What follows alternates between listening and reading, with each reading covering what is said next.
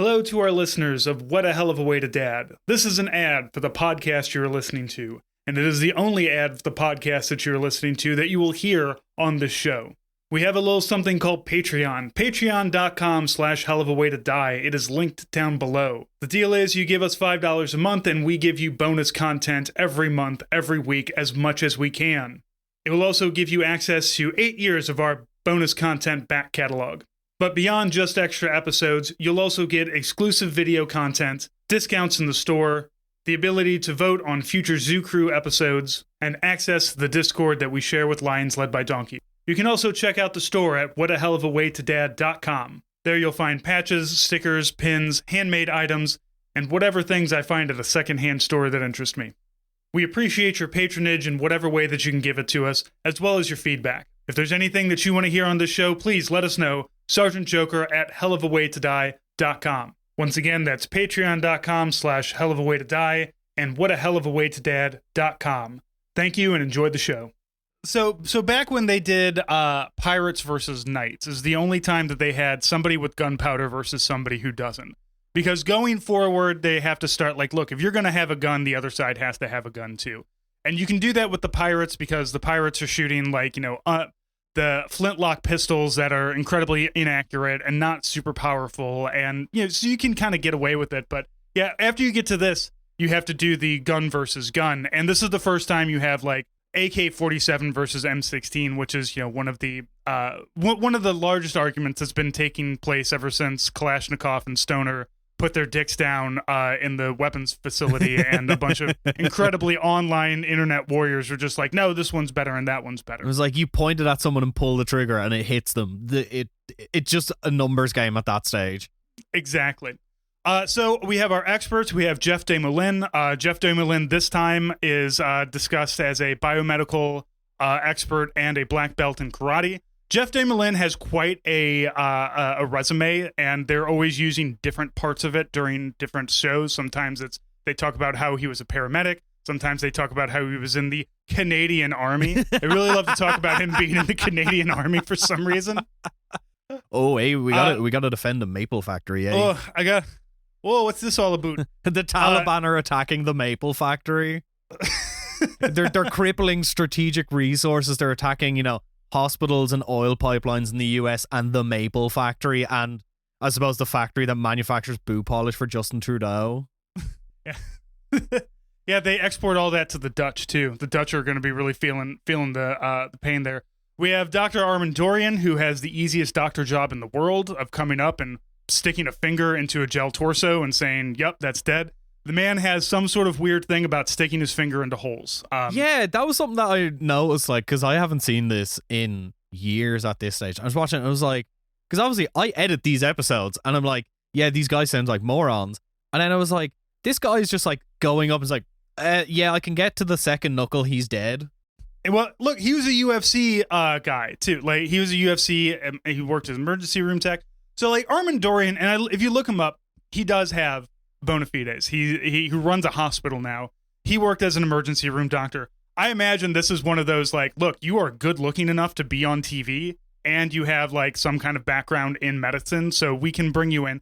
And sometimes it is, what, like when they did the nail bomb, they're like, okay, so the nail's here, nail's there. We can kind of see a scattering here. But then there's the ones where it's just like, okay, we caved his head in with a club. And then Dr. Dorian has to come in and be like, yep, he's fucking dead. Yep. What do you want from me? Easiest job on the planet. So easy. And then we have Max Geiger, our computer whiz, who loves to use OpenOffice to put all of these things in. He uses the Slytherin software to crunch the numbers.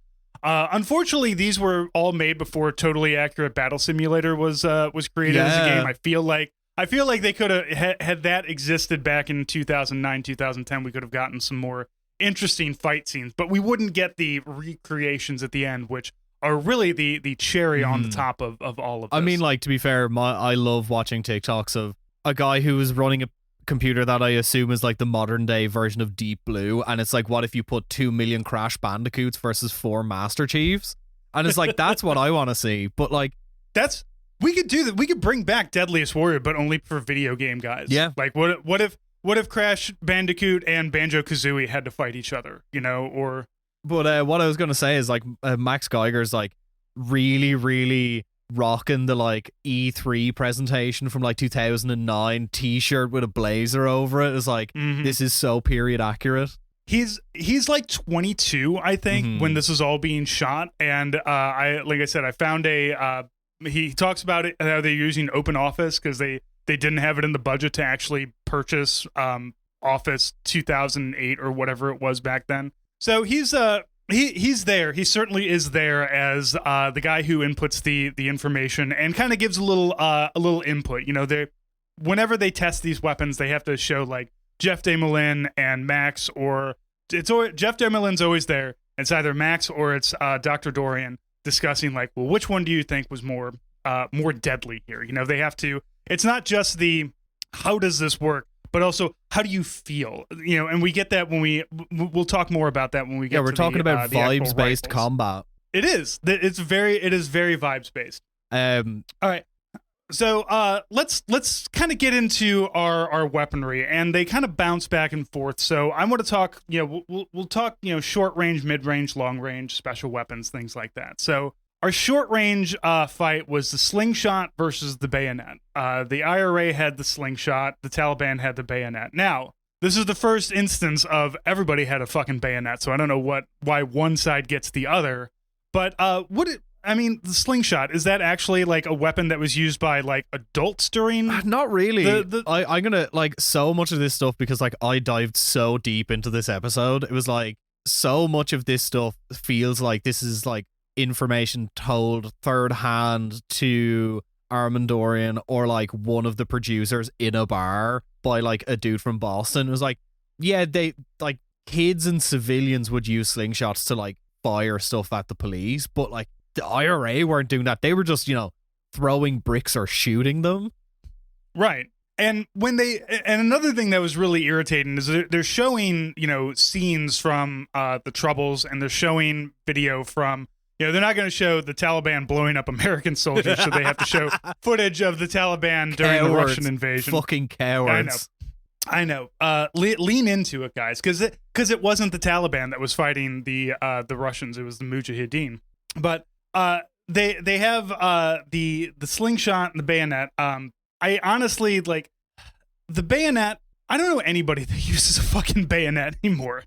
Especially don't know anybody who used a bayonet. Like, if you look up statistics of how many people died of bayonets, bayonet deaths end around the Civil War. As soon as we figured out rifling and automatic weapons, there's no more bayonets. Yeah. They issue them out, you get a bayonet, but nobody uses it because it's a fucking useless thing. Shoot the motherfucker. It's like, yeah, you have like a knife that's like 7 inches long. That means you have like to get within 7 inches of someone who's trying to kill you. It's like, get me a bayonet that's like the size of a samurai katana, then like maybe we can work with that. Right. Why has nobody created the Final Fantasy gun sword yet? Yeah. That's what we need. We need just a giant sword with a gun barrel across the top of it. I don't know how you're going to hold the bottom of it. Maybe you don't. But is the Final Fantasy gun sword technically a bayonet? Or is it a sword that just has a gun as a sword? Like a reverse bayonet. It's a giant knife with a gun attached to it. Yeah, see, nobody's getting crazy with it. You know, we need to ring up Heckler and Koch and Glock and just like, we want the long sword short gun. This is more of a Caltech thing. They're the ones that love to create the fucking weird ass guns. There's definitely some like weird Epstein funded development lab that has tried this before. Yeah, there's got to be a prototype somewhere. Yeah, there has to be like a working prototype in somebody's personal collection in a basement somewhere. Yeah. So the bayonet, we test that by, of course, stabbing a gel torso. Yeah. The gel torso is the ubiquitous thing. What's going to catch whatever is being blown up. So if they don't have a gel torso, they have a pig that they're cutting. So if you have cutting stuff, they always cut through pigs. If you have explodey stuff or stabby stuff, they usually go with gel torso because you can put the blood inside of it and make the gel torso bleed. Also, I feel like the imagery of like a dude stabbing a pig with like a pig carcass with a bayonet is a bit too gruesome for Americans. No, there's absolutely stabbing of pig carcasses in some of the previous ones. Like There's times when they put the pig carcass like on a conveyor so that it comes at you and you have to like hit it with your sword. Maybe they just left it out of this episode because they couldn't source halal pig carcasses and they didn't want to disrespect the Taliban. I would think the Taliban blowing up pigs would be their thing. I don't know. I don't know how the dislike for the cloven hoof works for the Taliban. I don't think that's how it works at all. Much like every dumbass in the military who was like rubbing the top of their bullets on an open can of Spam and then loading it into their rifle to be like, yeah, if I shoot a guy, he's not going to get to heaven because because he's got pig in him now. It's like that's not only is that not how that worked, but now your gun is fucked, buddy. You don't put Spam in your gun. Hey, this is something we're going to get back to later when we talk about another weapon. We're going to get to it. The slingshot was tested by just shooting a skull, and while very accurate, and I would hate to catch a rock to the eye, not very deadly. I mean, however, it does attribute 2 kills to the slingshot. I mean, like the thing is that like the slingshot is like it would actually be quite useful because like if you're trying to like run someone down with a bayonet and you get like shot in the forehead with a steel pellet, that's going to slow you down a little bit.